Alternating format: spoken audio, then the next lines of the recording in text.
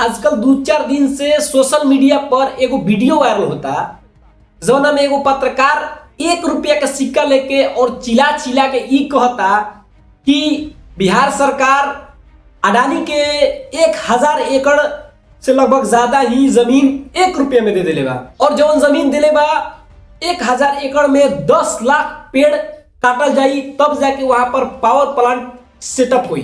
तो एकर सच्चाई हमनी के आज वीडियो में जानल जाई कि ई सच्चाई एकर का बा और एकरा के लेके कांग्रेस पार्टी के द्वारा बहुत बड़ा एजेंडा चलावल गई बा कि सरकार अडानी के जमीन दे दिलस 1 रुपये में जमीन दे दिलस। तो एकर आज फैक्ट हमनी के जानल जाई कि आखिर 1 रुपये में जमीन देवे के सच्चाई का बा और 10 लाख पेड़ के सच्चाई का बा। देखिए सबसे पहले 10 लाख पेड़ के सच्चाई जानल जाई, ओकरा बाद 1 रुपये वाला सच्चाई जानल जाई। सबसे पहले रउआ लोग ई उस जगह देखी मैप में जहां ई बने वाला बाटे पावर प्लांट, इस जगह में 60% जगह पर पेड़ लागल बा और 40% एरिया एकर खाली बा। यानी 600 एकड़ में एकर पेड़ लागल बा और 400 एकड़ एकर खाली बा।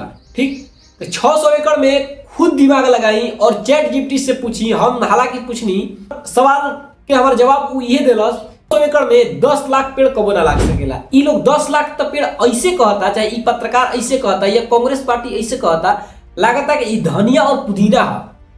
भाई वो आम के पेड़ है, धनिया और पुदीना ना है कि तू 600 एकड़ में 10 लाख पेड़ लगा लेबा। ई सबसे बड़ा प्रोपेगेंडा एकर तक खुलासा एजा ये हो गई कि ई सबसे बड़ा झूठ बा कि उसमें 10 लाख पेड़ बा। अब रह गई 1 रुपया वाला बात। 1 रुपया पर सरकार अडानी के लीज पर देले बा 33 साल खातिर। लीज पर देहल और जमीन अडानी के देहले में बहुत फर्क बा। जमीन देहल के मतलब अडानी के साफ जमीन अडानी के हो जाए यानी बेच दी सरकार, और लीज पर देहल के मतलब सिर्फ कुछ साल खातिर देवेला। तो लीज पर देला के मतलब ऐसा नहीं के कि किसानन से भी जमीन छीन के और सरकार अडानी के सिर्फ 1 रुपया पर देवेला।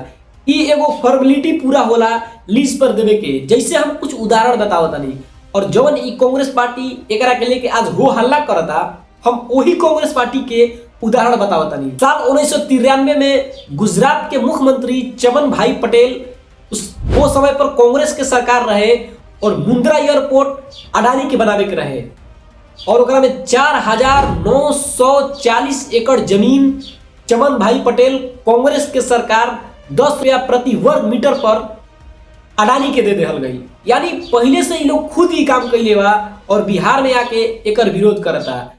एकरा से साफ पता चलता कि ये लोग बिहार में अडानी के विरोध ना करके खुद बिहार के इंडस्ट्रियलाइजेशन के विरोध करता, बिहार के लोग के विरोध करता। अब अभी के बाद जान ली कि चंद्रबाबू नायडू आंध्र प्रदेश के मुख्यमंत्री अपना राज्य में इंडस्ट्रियलाइजेशन खातिर अमेरिका के वो कंपनी के 1 रुपया प्रति एकड़ से 19 एकड़ जमीन देले बाड़े और टीसीएस जो भारतीय कंपनी बा ओकरा के भी 21 एकड़ जमीन 90 पैसा प्रति एकड़ लीज पर देले बाड़न। यानी ई चीज नया नहीं है जौन की बिहार में होता। ई हर सरकार राज्य सरकार करेला। यूपी सरकार भी ब्रह्मोस खातिर 1 रुपया प्रति एकड़ पर जमीन देले रहे। यानी हर सरकार ई चीज करेला। एकर मतलब ई ना होला कि किसानन के पैसा ना मिलेला। जौन भी किसानन के जमीन लेहल गई बा ओ किसानन के पैसा भी देहल गई बा। जैसे भागलपुर के केस में ही हम बता दी कि ओइजा 97% किसानन के पैसा दे दिहल गई बा। 3% किसान ही ऐसा बाड़न जेकर पैसा अभी नहीं के मिलल, ओकर भी प्रोसेस में बा, ओकर भी पैसा मिल जाई। यानी सरकार जब जमीन लेती है किसानन से अडानी के देती है तो ऐसा नहीं के कि सरकार उस जमीन अडानी के हमेशा खातिर देती है, 33 साल की लीज पर देती है। और ई थर्मल पावर प्लांट बनला से का फायदा हुई एकरा के देखी। सबसे पहले एकरा में 12,000 लोग के रोजगार मिली। 12,000 लोग वो मजबूरी से निकली जौन मजबूरी में वो लोग आवेला दिल्ली, मुंबई, गुजरात, कर्नाटक, साउथ में जाला लोग बाथरूम में बैठ के। तो ई लोग के थोड़ा सा भी शर्म आवे के चाहिए कि जब बिहार में कोनो छोटा मोटा भी इन्वेस्टमेंट आवता तो ओकरा के आवे देवे के चाहिए, ओकर विरोध ना करे के चाहिए। और एक बात, ई 3 बिलियन यूएस डॉलर पहला बार कोनो निजी इन्वेस्टमेंट बिहार में इतना बड़ा इन्वेस्टमेंट आवता। ई लोग के देख के पेट में दर्द होता कि आखिर बिहार में कैसे इतना बड़ा इन्वेस्टमेंट आवता। हम वो कांग्रेस पार्टी से कहल चाहम कि कांग्रेस पार्टी उहे कांग्रेस पार्टी है जौन की 1952 में फ्लैट इक्वलाइजेशन पॉलिसी लाके और बिहार के इंडस्ट्रियलाइजेशन के पूरा तरह से ध्वस्त कर दिलस। बिहार इंडस्ट्री से आज भरल रही लेकिन कांग्रेस पार्टी के वजह से ही बिहार में कुछ भी इंडस्ट्री ना से सेटअप हो पाई। 1952 में नेहरू जी के द्वारा फ्रेट इक्वलाइजेशन पॉलिसी लाके बिहार के इंडस्ट्री के बर्बाद कइल गइल रहे और समय समय पर कांग्रेस हमेशा बिहार के बेइज्जती करत रहेला। जैसे कि फिलहाल 2025 के बजट जब आइल रहे ओकरा में कुछ कुछ चीज बिहार के मिलल रहे, ओकरा वजह से कांग्रेस के पेट में इतना बड़ा दर्द उमड़ गई कि कांग्रेस बार बार बात कहे लागल यूनियन बजट ना ई बिहार बजट है। यानी कांग्रेस बिहार के कितना बड़ा विरोधी बा एरिया देखल जा सकेला। और अभी केरला के जो कांग्रेस के हैंडल बा ओकरा से बिहार के बीडी से कंपेयर कइल गई रहे। यानी ई लोग बिहार के बीडी से कंपेयर करता, ई लोग कितना बिहार के नीच सोचता। तो सबसे पहले ई लोग के पास बिहार खातिर कोनो विजन नहीं के, इंडस्ट्रियलाइजेशन करे खातिर कोनो विजन नहीं के, पलायन रोके खातिर कोनो विजन नहीं के और कोनो इन्वेस्टमेंट आवता बिहार में जेकरा से बिहार के कुछ लोग के रोजगार मिलता, ओकरो से ई लोग के पेट में दर्द होता। और एक बात बहुत सारा लोग कहता कि सरकार के अडानी के ही देवे के का जरूरत रहे। तो रहल बात सरकार पहले ई चीज अडानी के ना देलस, एकरा खातिर बिडिंग भइल और ओकरा में 4 कंपनी भाग लेलस जौना में JSW energy, Lalitpur power, trend energy और अडानी एनर्जी। तो सबसे कम दाम पर अडानी एनर्जी ही बिजली देवे पर राजी भइल। एकरा वजह से सरकार अडानी के दे देलस। ऐसा नहीं कि स्पेशल अडानी के ही उठा के देलस, पहले से बिडिंग भई रहे और जौन हम कंपनी के नाम धैले हई ओकरा के भी बुलावल गई रहे, उ भी अपन अपन दाम जौन बात हम धैलन कि हम इतना इतना दाम पर देम। तो अडानी जौन दाम धैलन सबसे कम दाम यानी 6.075 रुपया प्रति यूनिट के दर से अडानी बिजली देवे के राजी भइलन। ओकरा पर सरकार भी राजी भइल और अडानी के ई प्रोजेक्ट दे दियल गई। और कांग्रेस पार्टी के कोनो बिहार से मतलब बा, कोनो भी प्रकार के मुद्दा कांग्रेस आके बिहार में अच्छा ना उठावेला। बिहार के जौन अभी मेन मुद्दा बा, बिहार के मुद्दा बा इंडस्ट्रियलाइजेशन, बिहार के मुद्दा बा वहां से पलायन बंद कइल, बिहार के मुद्दा बा अच्छा क्वालिटी के शिक्षा लावल, बिहार के मुद्दा बा ओकर बढ़िया इंफ्रास्ट्रक्चर बनावल, बिहार में भी एक भी एक्सप्रेसवे नहीं के एक्सप्रेसवे लावल। ई सब के मुद्दा कांग्रेस आके कबो ना उठाई, लेकिन कांग्रेस के जहां अडानी के नाम मिली तहां बिहार के विरोध कर लगी। तो बिहार के विरोध अडानी के नाम पर कोई एकदम ठीक नहीं किया और बिहार के आदमी भी ये बात से एग्री ना करियन। कैसे बिहार के आदमी चारों तरफ से सिर्फ और सिर्फ इन्वेस्टमेंट खोजतावन, तो जे भी इन्वेस्टमेंट करी ओकर बिहार के लोग स्वागत करी।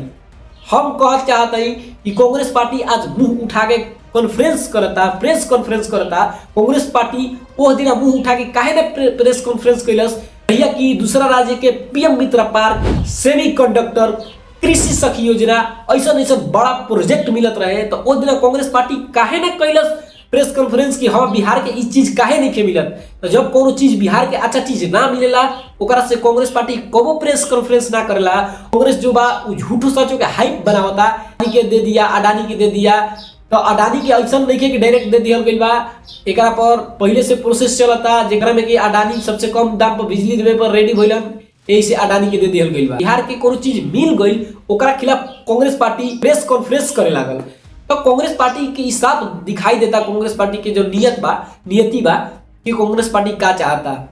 अगर कांग्रेस पार्टी वो दिन भी कही प्रेस कॉन्फ्रेंस जहिया कि बड़ा बड़ा प्रोजेक्ट में बिहार के नाम ना आवेला और हर बार बिहार के पीछे रखल जाला, तब हम जानती कि हाँ कांग्रेस पार्टी बिहार के अच्छा चाहता। लेकिन कांग्रेस पार्टी जब बिहार के कुछ मिलल ओकरा खिलाफ प्रेस कॉन्फ्रेंस कैलस और सिर्फ अडानी के नाम पर, एकरा से साफ इस समझ में आता कि कांग्रेस पार्टी बिहार के खिलाफ बा ना कि अडानी के खिलाफ बा। वो कांग्रेस पार्टी कौन मुंह से अडानी के खिलाफ होता जौन की अडानी अभी तेलंगाना में कितना ज्यादा इन्वेस्ट कैले बड़न। हम ये स्क्रीन पर लगा देता नहीं जौन की तेलंगाना के मुख्यमंत्री रेवंत रेड्डी के साथ है दिख जइहन अडानी, और अडानी के बहुत सारा प्रोजेक्ट तेलंगाना में जाता। तो उस जगह पर काहे ना कोई विरोध कैलस। छत्तीसगढ़ में कितना अडानी के प्रोजेक्ट जाता, कर्नाटका में कितना अडानी के प्रोजेक्ट जाता, राजस्थान में कितना अडानी के प्रोजेक्ट जाता, ओइजा कोई विरोध नहीं के करत, गुजरात में कोई विरोध नहीं के करत। लेकिन बिहार में अगर एगो थर्मल पावर प्लांट आ गई ओकर विरोध पूरा कांग्रेस मिल के करे लागल, पूरा कांग्रेस के मीडिया मिल के करे लागल। ई लोग के ई बात समझ में आवे चाहिए कि बिहारी अब ई बात समझ चुकल बाड़न कि बिहार में इन्वेस्टमेंट आवे के चाहिए। उ अडानी करे, अंबानी करे, टाटा करे, बिरला करे, जेकरा बुझाए उ करे, लेकिन इन्वेस्टमेंट चाहिए। ओकरा सिवा कोनो भी प्रकार के चोचला ना चाहिए कि अडानी के ह तो अडानी के जमीन बेचा जाई। आदमी के ई बात समझ में आवेला कि लीज का कहाला और बेचाई का कहाला। ठीक इतना बिहार के आदमी के बुर्बक बनावे की जरूरत नहीं है, बिहार के आदमी के हर कुछ पता बा। तो ऐसा आगे चल के अगर तारा पास कोनो बिहार के विकास करे के, बिहार के इंडस्ट्रियलाइजेशन करे के, कोनो अगर रोड मैप बा तो उ रोड मैप बिहार के लोगन के पास रख, ताकि बिहार के लोग तहार रोड मैप के देख के तहार के बारे में सोचिहन। न तो अगर कोनो प्रकार के तारा रोड मैप नहीं खे तो तू चुपचाप रह, अगर कुछ मिलता तो ओइजा भी कुछ मत बोला। जय बिहार।